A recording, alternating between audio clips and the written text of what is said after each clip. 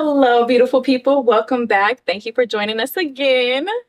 You are now tuned in to Afrovibes TV. I'm your host, Luna, and this is The Current. Today, I've got a very special guest. Would you like to introduce yourself? Hello, I'm Becca. Nice to meet you. Hey, Becca, be nice. Say hi. Hey, hey. So, Becca, tell us a little bit about yourself. Where are you from? I'm from New York. Oh, okay, New York in the building. New York in the building. But yeah, I moved out here about 6 years ago. Okay. My little cat and fur babies. But yeah, and I just been, out here chilling, vibing. Okay, cool. I love that. So tell me a little bit about New York. Where are you from in New York? So I was born in Queens, but then we kind of were around the Bronx a little bit, and Okay. over upstate, kind of like by Jersey. So yeah, That's really I cool. love her. I love that. That is so cool. What's different from, I guess, like, what do you miss about New York now that you've lived in Texas? It's gonna sound bad. No, it's not. No, it's not. It's not. It's not. I miss how like everybody, like all different like cultures and groups of people kind of would be together in like one place. Like I feel like, and I'm sorry y'all out here, y'all gonna hate me when I say this. No. Hold your hand though. Y'all out here in Texas Mm-hmm. are very segregated. You know, Very segregated. I feel that. I feel that. I feel that because at the end of the day, we're still a very conservative Very state. conservative states. So Down south, there's still a lot of like deep-rooted racism in here. So I know like all of that. But I miss a lot. I miss like, you'll be in a club and like you'll see everybody there. You'll see the Dominicans with the Haitians, with the Arabs, with the Russians, with the Koreans, like everybody just A all true melting together. pot. Exactly. Yeah. Like it's not like you have African clubs and you have Mexican clubs and you have white clubs. Like everybody's in the same spot, And I miss the Dominican food. oh, I miss being able to go down to the bodega, get yes, yourself some salami, yes. some fritos, some sweet plantains. Oh my goodness. You make me hungry now. That's What? I've been hungry. I've been hungry. We'll get some food after this. Yeah. But okay, cool. Yeah. So what kind of brought you to Texas? Girl. Spill the tea, spill the tea, spill the tea. So I was scrolling, I think I was scrolling through like TikTok or Instagram or something like that. And I seen this girl talking about Forex, Uh-oh. and I've had a lot of mixed reviews about Forex. Okay, so tell me, go on, tell me more. My goodness. So I'm not going to shout out the company or whoever or whatever, but so this girl, she said she was a part of this company that, they do Forex, they give trainings, they, help you just with building your portfolio online. And I thought it was going to be a great idea. And so I was like, you know what? I feel like in order to get the most out of it, I need to be in Houston. I need to be there where everybody is at. So that specific, like the girl, she was based out in Texas. she was in Houston. Okay. So she was in Houston. So I came, I visited for like 3 or 4 days. While I was out here, I was looking at apartments and then I got approved. And then my second time out here I think my second time was me moving out here. Yeah, Dang, that's so quick. girl. And let me tell you, that Forex shit went south real fast. So, okay, Real that's fast. that's what I wanted to ask you because I've had mixed reviews on that. I've had people tell me, yeah, you should get into it. It's interesting, learning about it and stuff. And then I've had people be like, that's a scam. Like how I was brought into it, Mhm. it was literally a pyramid scheme. Like it was literally a scam. Like Okay. you would make like unless you like knew like it was just really hard. Like people would kind of teach you a little bit, but they more so wanted you to push like getting people under you, getting a team built up and all that stuff. And they want to really teach you the different tricks to the trade, and the different, The actual techniques, trading like, aspects of it. exactly, like, so yeah. And then Dude, that's so crazy. it was insane. And that happened within like two months of me being out here. So you realize after that 2 months, this is not it. This is definitely 2, 3 months. Yeah. I was like, okay, no, yeah, like I'm just hemorrhaging money and like you have to pay for it. You have to pay. That's what I was about to ask. You have to pay money to be a part of this? Pay to be a part of it. It was like, I think like $200 a month. And then once you got people under you there's no like, way. up for it. But yeah, girl. Well, yeah. So like the more people that you get underneath you, then you're getting a part of that money. That's exactly. And I think like you're in profit once you get like 8 to 10 people, which doesn't sound like a lot, but then it's like it's hard to sell. Like like it's yeah. Like how do you get 8 to 10 people to want to come and be a part of Forex? When you don't even know, like you don't even know like how to like you're not even successful in it yourself. Like that's the big thing. Like I'm not even successful in it myself, and then you expect me to want to like expect me to be able to not I want to, but like you expect me to be able to like bring people on and like tell them, yeah, like this technique works, and like you'll make a lot of money and see how much money I'm making. Like it's you can't even do that. Yeah, can't even give them an example of like I know somebody that made a lot of money, but it's like, okay, but what are you doing? Girl, that is so crazy. So what did you do after that? Because you came down here for that whole adventure. For that whole adventure, and it just did not come to fruition. So how did you pivot? Because I mean, at this point, right, you have an apartment. I have a child. I got bills. Yeah, you got your babies. You got girl. How did you pivot from that? Because I mean, at this point, you've set roots up in Houston, so you kind of have to like think on your feet. So and I was not going home to be like a failure and be like, yeah, I'm back home. No, fuck no. Hey, she made it 6 years. She ain't no failure. She ain't no failure. Oh, so I was talking to this guy, and I was kind of like telling him about what happened, and just like venting him about like, like I don't know, rent is coming up. I don't have enough for rent right now. Like I don't know what to do. And so he was like, I have a friend. Oh Lord. And that's how it always starts. I have a friend, and he helps manage girls that are in clubs. You see where I'm going. Y'all, we Houston, okay? Y'all see where I'm going with this, right? No. Right? But I was like, oh, like, but you don't trust him. I was green. I was very green. But you didn't know any better. I was her shirt green. Like this wall here, I was green. Okay? But you didn't. How are you supposed to, like, especially when you've never been around anything like that? You're not, they look for stuff like that. They look for people that don't know. You know what I mean? So I let him put me on to this guy. I went to work with him and his girls that night. He picked me up in this nice black Rolls Royce, little Wraith. Okay. Or no, the Phantom. The Phantom's the two-door. Which one's the two-door? I don't know. I think Phantom. I know. Don't quote me on that. I'm not a car girly. Right. I know Mercedes. I know BMWs. I don't really know Rolls Royce. I'm not up there yet. But picked me up one of those, brought me to his little townhome where he had his like these 2 other girls that were living there. They had a little cute little black bully there. It was cute. Whatever. We got ready. And we went to a club and we worked there for the night and like whatever, like we made a little change, but like it wasn't like something that was like, oh, I want to do this again. Right. But so went in there, and then I was talking to somebody else too, and I didn't, so the girl was like, oh, we have somebody that wants us to go back and do like a house call, whatever. So I wasn't really trying to. I didn't know these girls. I didn't know like what the situation was. It didn't sound. It wasn't. Don't just somebody's house that you don't know. Yeah, and it wasn't like an enticing amount of money. I was like, I don't know. So I went to my other little yaya's house. Yeah, and I crashed there. We went to his studio the next morning, and I get a call from dude. He's like, so what happened last night?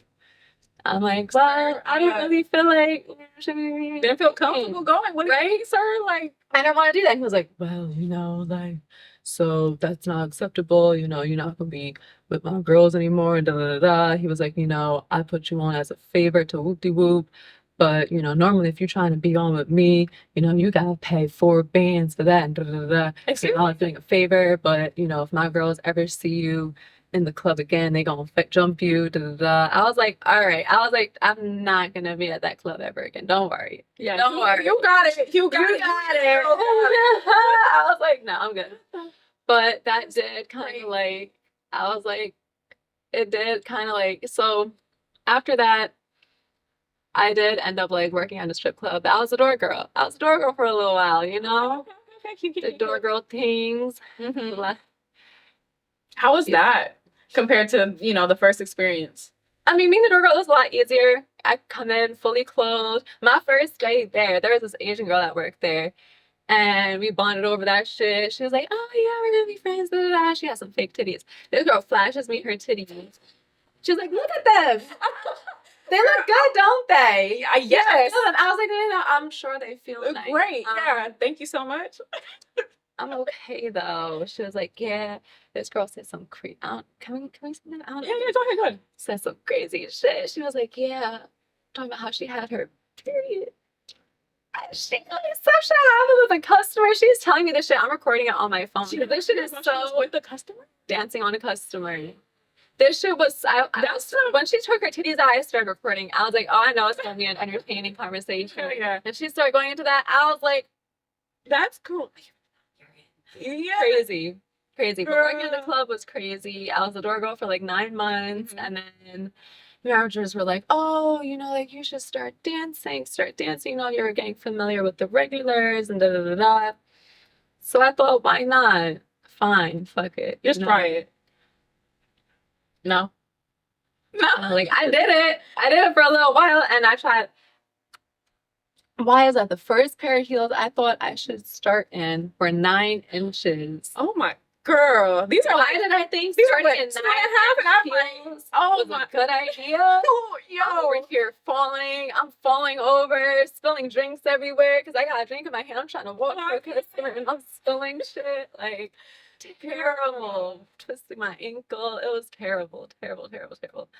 But yeah. I mean, I guess you just gotta get out there sometimes and just try it. Yeah. So you ended up not doing that for very long. I did it for like longer than I thought I was gonna, but then it was like around like, I don't know if y'all remember monkeypox was like, oh yeah. So like they wanted me to do a stage routine. I was like, okay, yeah, like can I clean the like pulling the stage off first? Cause like, like 4 or 5 girls have already been on there. I'm not trying to like, and it's monkeypox. I was like, can I clean the stage first? Yeah. They gave me a hard time about that. Okay, first and foremost, that is dirty. I was like, I can do something cute. I can do like a little like cleaning set, whatever. Like it could be cute, but they're like, oh no, like it's all like we had a spray up there and and a rag. I was like, that rag is soaked from the last 5 girls that used it to wipe their coochie juices off of this pole. Yeah, that's not gonna work. I was like, and I want to clean the floor too. Like I'm gonna be on the floor, like. I want to clean the floor. I want to mop the floor too, like really quick, like, but gave me a hard time. So we went back and forth. It got a little disrespectful and I ended up getting fired. Damn. Yeah. For wanting to clean the stage before you use it? Right. Wild. Dirty. That's dirty as hell. And y'all who might be watching this, remember what club that was? If you know, you know. That's the case. That is freaking crazy. Yeah. But through that, I got into like a little bit of like BDSM kind of dominatrix-ish. Girl. Stuff. What? Hold that thought. We gotta go to commercial. Y'all take a breather because this story is getting good. The tea is hot. So we'll be right back. See y'all soon.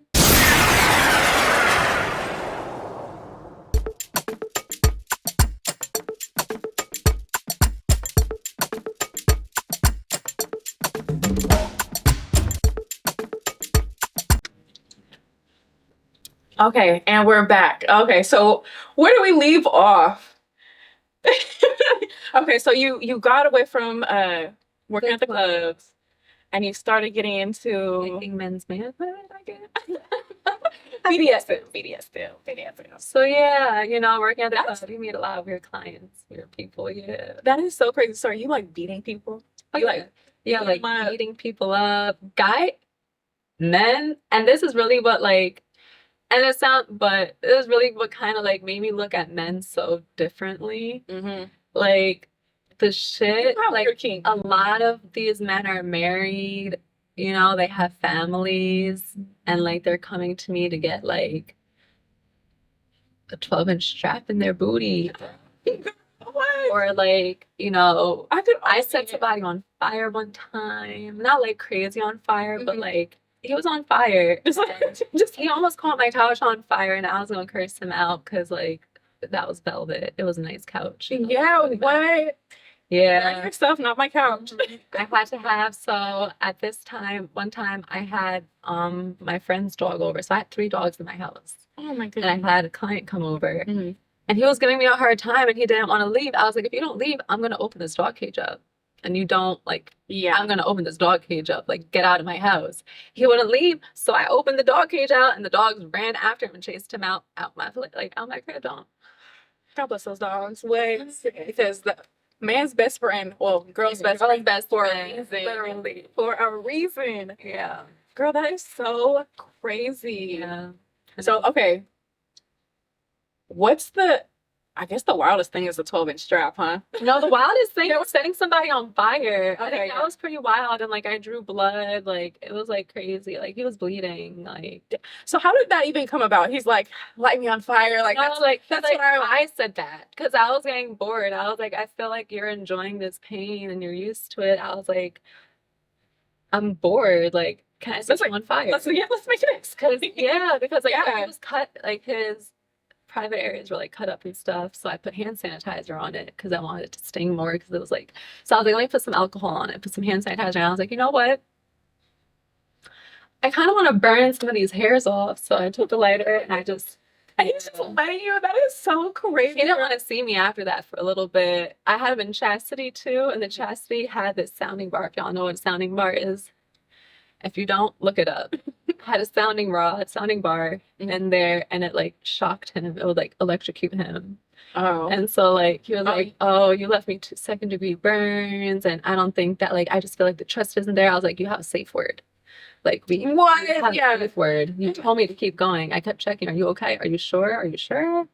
And then also, like, you are a grown ass man. You can say when to stop. You can be like, all right, that might, maybe not that one. Like, I'm not a guy, okay? No means no for me, okay? I'm not gonna cross the line. yeah, that's totally on him. That is totally on him. But- That is so wild, girl. Yeah. That sounds like fun though. It is. It really helped me like get a lot of anger out. Yeah, Yeah. absolutely. Helped me a lot with like my anger. Yeah. Okay, so when did you transition, or what did you? that to like Yeah, what did you do normal? after that? Yeah, so not normal. my- That's not. but, like, That's not. not normal, but Yeah. like, you know, like a 9 to 5 type of thing. Yeah. So this is my last relationship with a man. Mm-hmm. Was my ex. We met when I was kind of like in the life, and he knew it. But he was like, you know, I want us to be together, but you know, like I don't want you doing that anymore. Like, you know, I make enough money that I can take care of everything. So I was like, are you sure you're okay with that? He said, yeah. For me, that's always a little bit of a red flag. You know what I mean? Yes. It's like, we don't know each other that Yes. well yet. You want to take care of me. I moved him out the trailer park into my nice crib down in Midtown. What? And Oh, so he had a major come up. Okay, so he was telling you that he didn't want you in that life anymore, even though he knew he met you in the life, and like what I you're was doing making more bread than him, like, and it was consistently like I was good, and then I stopped, and then you know, you transitioned because of Mhm. him. yeah. He's like, what a hater. He sounded like a hater. He's just mad he couldn't do that and make that money.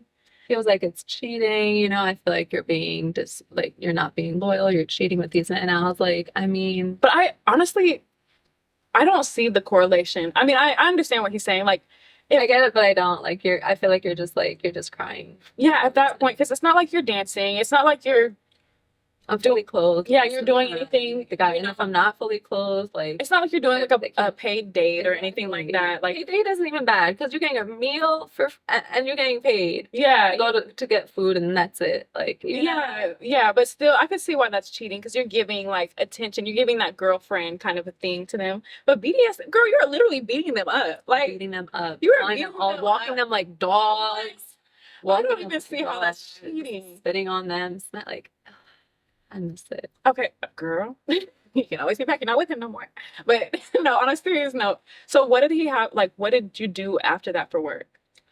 after that, like he was like, you don't have to work, you can just stay home and chill. And like, like like he was a solar installer, so he was making good money doing Oh, that. damn. Okay, yeah, that's Yeah. But then he lost his job. Oh, now who's taking care of the bills? So Girl, that was just a struggle. And I that can like only imagine. yeah. Like that is so crazy. So, how did you pivot? Like in the career. Mm-hmm. So after we broke up, Okay, good. yeah. Good. Okay, so that was the thing. Yeah, we broke up like yeah, we broke up and then Good, he good. was like in a different area at the time we broke up. Like he was like in like a different city. So then yeah, I just like I was like, I got 4 kids to take care of now. Like I need to get back on shit, start working again. So yeah, I started applying to like restaurants and stuff because like it's fast money, it's easy money or Yeah, whatever, yeah. know. But girl, restaurants, The service oh, their industry. own drama. When I tell you my first restaurant that I got into after that, they hated me there. Hated me there. Like at first I Like, thought you're they were really the cool. sweetest. I can't see Bro. anybody hating you. Bro, that shit was funny. Okay, give me the I tea. said an R word and it kind of set people off. And R word. Yeah. And so like, yeah. Yeah. And then like I think people wanted to fake act like it was a problem, but then like they didn't expect me to react how I reacted because I'm like, y'all are. But Yeah. yeah, so yeah, and then they weeded me out of the restaurant. And like we were like going back and forth on like Instagram messages and stuff. Like they were like, yeah, like all this stuff. Like you're always like just it was Just it was so nitpicking crazy. you, trying to find a way to So get you crazy. out of They're like, we're gonna weed you out of the restaurant. Ended, got me fired because I definitely said some crazy ass shit to somebody that somebody else took offense to, and then told some So higher okay, like are you ups. you're White woman having a tears. private conversation, White people. woman tears. That's a whole nother episode, girl.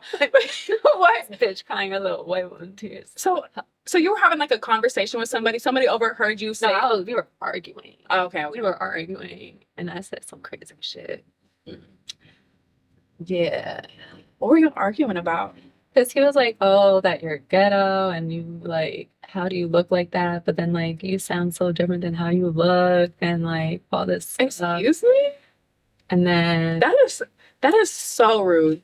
That is so rude. Who are you to even say that to somebody? And you don't ever like you do not carry yourself like that by any means. Like I guess like they thought I was gonna sound more preppy because of how I don't know, but oh, I guess yeah. What? See, that's why. No, but yeah, that's so dumb. I know. You should that's totally on them. They should not have sat there and judged you. You know what I mean? And then continue to judge you when you reacted and defended yourself. Girl, well, I did say some crazy shit. But then it's so crazy because I said it and I didn't get fired for like another like 2 months after the fact. Like, yeah. Like they were like building a case on me. They said I hit somebody. They're like, oh yeah, like you threatened to sodomize somebody. And then you put your hands on a girl and you pushed her. I was like, okay, I definitely threatened him. But I did not put my hands on this little ass girl. What? Yeah. Girl, no. There's so much I have to say to that. There's so much I have to say. There's not enough time. But girl, that's ridiculous. I've definitely been there before. But like it's like now like I've seen like some of the people from the restaurant since then and like it's cool now. Like it's no problem. But, yeah, like, it's not that deep. I was just like, damn, like I feel like maybe I should have said that. But y'all should have given me a little more of a chance. Like, it could have gone along, but it's whatever. Yeah. Bygones be bygones. And I think at the end of the day, like, we're all human, right? So, like, we can't sit here and just, like, judge somebody for having a reaction. You know, give people grace. Let them, let them say what's on their mind. Of course, if they say something maybe not totally, maybe a little crazy, maybe a little out of line, but like you address that and then you keep on moving. That doesn't make them a bad person. I think they really took that way out of out of hand. Wait, took that to the next level for no And reason. it's crazy because like the guys in there would be talking about like joking about like all that type of shit all the time, like talking about like their latest conquests and like all that stuff. So it's like, okay, so I get mad and I'm like, yeah, You should. Oh man, mad. had it been me, I would have flipped the script. I would have been like, and I need to go ahead and No, it is a problem. No, if y'all are gonna sit here and pick a fight with me, like you need to go ahead and do that with everybody. Right. Like make it even, make it equal across the plane. Even playing. Yes. What? So are you still in the service industry now? Right now, yeah, I am. I work at this hotel restaurant in Third Ward. Ooh. But how is that compared to the other job? It's better. So much better. Like it's so much better. And like I get to meet so many different incredibly like intelligent people going there. Like our client base is like another level. Ooh. And it's just like it's networking even when she's working. Yeah. That is so cool. Yeah. So with like the service industry, you already kind of know how like tipping is and that whole controversy right now that's going around. Let me tell you, before I got into this restaurant, I was working at another restaurant, right? And like how they hired us, we were all of us servers were under the impression we were going to be getting $16 an hour plus tip. Girl, that sounds right. That sounds lit. $16 plus tip, right? So we're all working, blah, blah, blah. 4 months down the line. So first we were supposed to be counter service. Okay. We went from counter service to full service. And then they had us pool and split our tips. But how they pooled and split it wasn't per shift. I already don't like it. Wasn't even per shift. It was per pay period. So like, is it a week or 2 weeks? 2 weeks. So what they would do, no. So it would be per week. I'm lying. Per week. Okay, so each week would be split up. But even still. So they would do whoever worked the most amount of hours would get the most amount of tip out, and then it would go like trickle down from there. Like crazy though, like crazy because like I was looking eventually. Like at first I was like, oh, it's whatever. Like I'm making decent money, it's fine. But then like I would see my tip outs. Getting closed out at the end of the night, how much I would make, you know, and then I would see my check, and I'm like, it's not making sense. I would have made way more if I kept my tips. So then, like, we started kind of like me and like a couple other servers were talking about it, like, you know, like this isn't right. Like we should be able to keep our own tips, or at least like, you know, if we're splitting tips, just split it for the shift, not an entire week. Like I didn't even know how the math was mathing at that point. Like at that point, yeah, it really sounds split it up. Like yeah, it really sounds like they were skimming off the top of your tips. I'm not saying that, but it just like, it doesn't make sense. Yeah, like, that really doesn't make any sense. And then also the whole thing of like, if you're a hard worker, if you're a hard worker, you're working hard, you're earning, you know, 20%. There would be top earners at the restaurant that would like make like 20 to 25% on each check, on each paycheck. And then you have the people that are lazy. They're slacking. Don't want to do anything. Don't you know that they're getting fed off of all of our hard work. Yeah. So girl, actually they fired me because, and like low key, I could kind of sue them for retaliation because it was like I brought up like the fact that, you know, there's this issue with our pay. You know, you guys changed so many things about how the restaurant is getting run, but you're not changing how it's affecting us. You're not thinking about how it's affecting us as employees and changing how the pay is set up, you know, when we're expressing to you that we're upset about this and you're not changing that. Like, and then you guys fired me after that. Like, that sounds like retaliation, babe. No, like, for sure. For sure. But, you know, they got... Oh, that's so crazy. Yeah.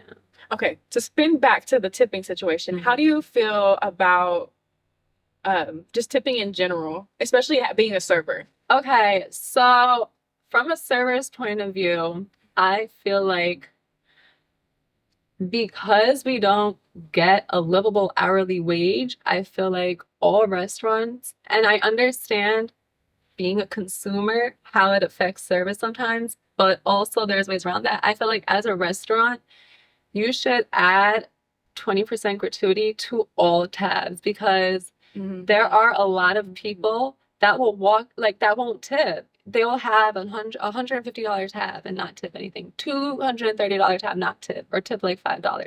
You know, like I feel like there should be mandatory gratuity on tabs, or pay the servers a livable wage, you know, not getting $3 an hour, like pay them like $10, $11 an hour, and then tips on top of that. And then maybe don't do a gratuity, then they can, count the tips, Yeah, because then they have something in their pocket for sure. I totally get that. Exactly. I just can't stand that there's people out there right now that are like, no, I'm not going to tip. Like for you to just bring me the water and the food, but you're actually providing a service. You are an experience. Yeah. You're creating an experience, making sure that they have everything that they need. That's the whole purpose of a server. Like you go out for the experience, right? And that's part of what you're getting with the server. Otherwise, you could just be at home cooking for yourself, make your own Order plate, yourself a little DoorDash. order yourself DoorDash, whatever the case may be.